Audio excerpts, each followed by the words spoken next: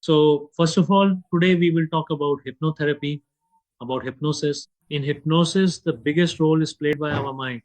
If our mind accepts something, then definitely things become much easier after that. And for the mind to accept something means that it goes into our subconscious mind. And today's class, we will start with the structure of the mind. So let's assume that this entire circle represents the mind. Now, what exactly does mind mean? Look, just like we have a computer, we have a laptop, we have a phone. These are hardware, and inside them, the operating systems like Android, or if it's an iPhone, then it has its own operating system, or Windows. Just like all these operating systems, our mind actually works in a similar way.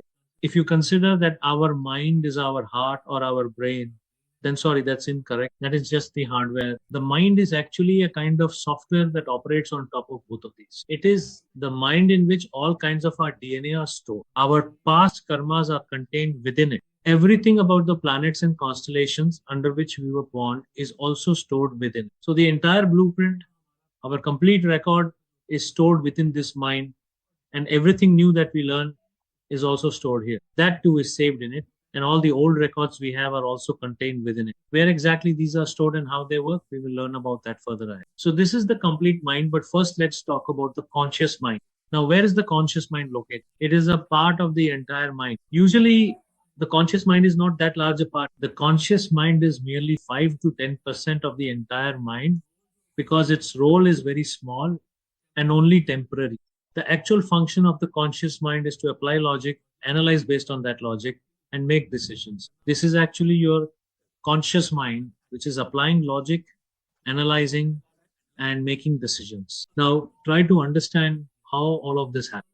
For example, let's say you are buying a plot of land. Someone told you to go to a certain place and buy a plot there. Suppose you are a builder. Your job is to buy plots, build houses on them, and then sell them. So, if you go to buy that plot, the first thing you'll do is check a few things and apply logic to that. How First, you'll go and see what its layout is like. Is it square, rectangular, circular, or is it cut in an irregular shape? What is the road like in front of it? What is the direction? How much of it will fall under the building area?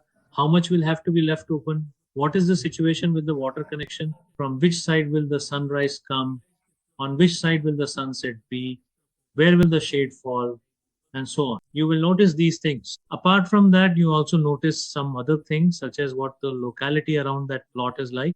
If we talk about the locality, there are many other things we decide based on it. For example, suppose there is a large plot, say 1000 square yard plot, and if you think that there is a slum area around it, very poor people live there and they live in small houses, then the first thought that will come to your mind is that this place should be fully utilized. The poor people who live here, if a very wealthy party comes to stay, then definitely it means that they probably don't even have a car. So you would build houses like the ones in public housing or one room apartments.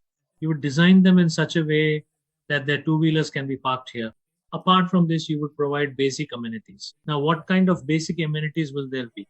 What materials are you using in it? What sanitary ware are you using? What electrical fittings are you using? Are you using marble in it? Or what kind of flooring are you providing? So you will calculate the cost of every single thing. The purpose of doing all these calculations is to figure out how I can minimize my cost. After minimizing costs, how many flats should I build so that after covering the cost of the plot construction and providing basic amenities, I still make a good profit. Why? Because I also have to account for the time investment and pay the labor costs. After calculating all the costs, you should also figure out what else needs to be provided and how much recovery you should get from it. Calculate all of this. That is the basic point. You apply these logics, analyze them, and then decide whether you should buy this plot or not. So all of this is the work of our conscious mind. So I guess it's clear to you now what the conscious mind is and what its function is. Apart from this, the conscious mind has another function. If any image or visual appears in it, that visual stays in our conscious mind for about 90 minutes. What happens when a visual stays for 90 minutes? For example, suppose you witness an accident. Now, if you saw a car accident happening and if you saw its front view or back view, then you definitely must have seen its number somewhere as well. For example, people living in India can understand that if it's a Punjab number, it will have PB written on it. If it's from Chandigarh, it will have CHs. If it's from Delhi, it will have DL. If it's from Madhya Pradesh, it will have MP.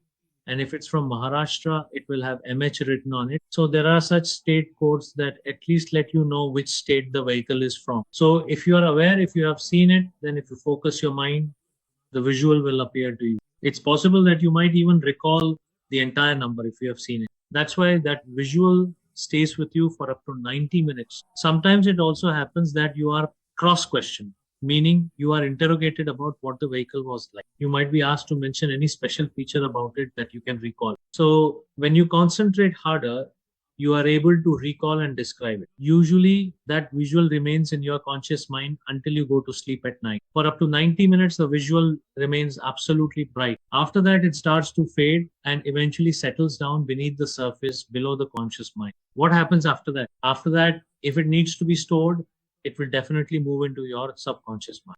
But how it will go there, we will talk about that later. So, is it clear till now that logic, analysis, and decision making are these clear to everyone? Yes, yes. Thank you. After this, we will move on to our next mind, which is the critical mind. Now, what is the critical mind? The critical mind is like, for example, if you want to go from one room to another, how do you go? You go through a door, right? In the same way, the critical mind functions like a door. The critical mind is actually a portion that is called the buffer zone. Now, look, this whole part was the conscious mind. Here, the dotted dashed portion you see is the critical mind of the conscious mind.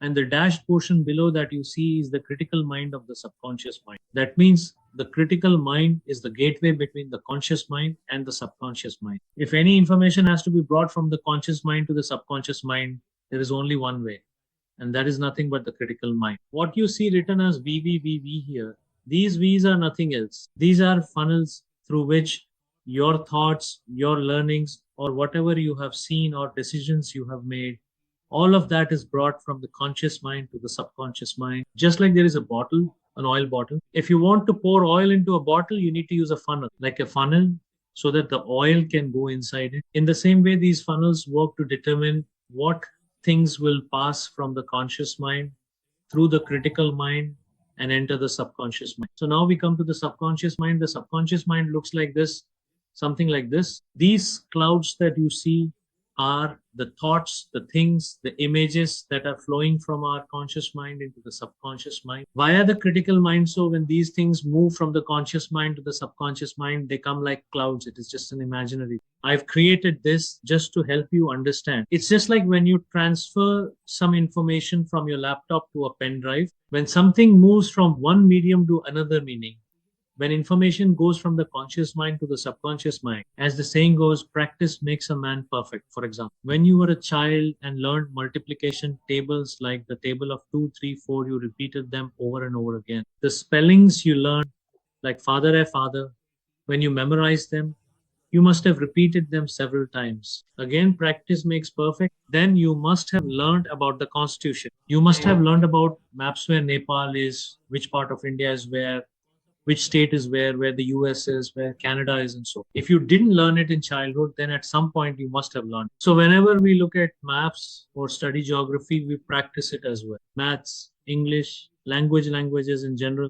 If you learned Hindi, then you must have learned that at some point too. How to use matras, how to combine things with letters and syllables, how to read them, and so on. You saw all of this, studied it, and practiced it a lot as well. So the things we practice a lot also move from our conscious mind to our subconscious mind, just like clouds. After coming here, what is this rectangle that we see? This one, what is this rectangle? This is a kind of wardrobe, or we can say that just like a pen drive, a hard drive, or a laptop has different folders inside it. For example, there is a folder in which you have kept photographs. There will be a folder for your wedding in which you have kept birthday party photographs. There will be another folder where you have stored all your important documents like copies of your Aadhaar card, PAN card, and passbook, like a DigiLocker type. There could also be a folder in which you have kept work related materials, depending on the field you work in. According to that field, you might have made some notes that you refer to repeatedly.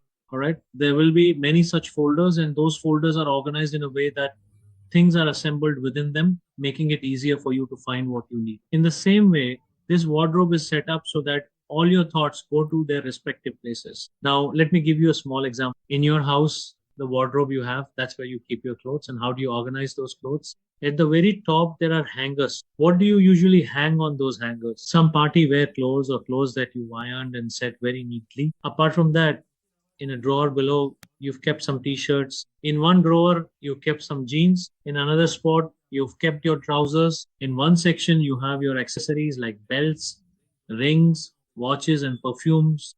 Apart from that, there's a place for your undergarments as well. So basically, you've designated a separate spot for everything inside the same wardrobe. In the same way, in our pen drive, we create separate folders for everything. And similarly, in our minds too, there are different folders or brackets for different things where that information is stored. For example, if I ask you, what is the color of this? What color is this? White. It's white. The remote is white. So how did you say white? At some point, this information was also fed into your subconscious mind. When we are 3 or 4 years old, we learn colors. That means colors are also stored in some folder in our subconscious mind. When the information was asked, how did it come out? It came from the subconscious mind. When you learn to drive, if you remember in the beginning, you probably couldn't even handle the steering wheel properly. Sometimes you almost hit the road divider. Sometimes you were about to drive up onto the footpath. At some point or another, you must have done something like that. But nowadays, when you drive, if there's a pothole ahead, you know you shouldn't slam on the brakes. A car from behind could crash into you. So you just steer left or right. Besides that, you can even talk on the phone while driving. While driving, we can also handle the music system. If someone cuts us off, we overtake them again and give them a glare. We manage to multitask so many things. Why? Because practice makes perfect. Because of practice, that thing has been fed into our subconscious mind and now it happens automatically. Does it ever happen that while you're driving, you consciously give instructions to your foot, like saying, oh, there's a speed breaker ahead. So, right foot, lift off the accelerator and move to the brake. Have you ever had to say that? No, you haven't. Because this instruction comes from our mind automatically, like a reflex action, and it just happens on its own. So when these various processes, actions, or events are designed and implemented to occur without the need for direct human intervention or manual initiation, thereby operating in a self-regulating and autonomous manner, it signifies a significant advancement in efficiency and operational flow. This automatic execution ensures that tasks are completed seamlessly and consistently, often leading to improved productivity and reduced potential for human error in various systems and environments.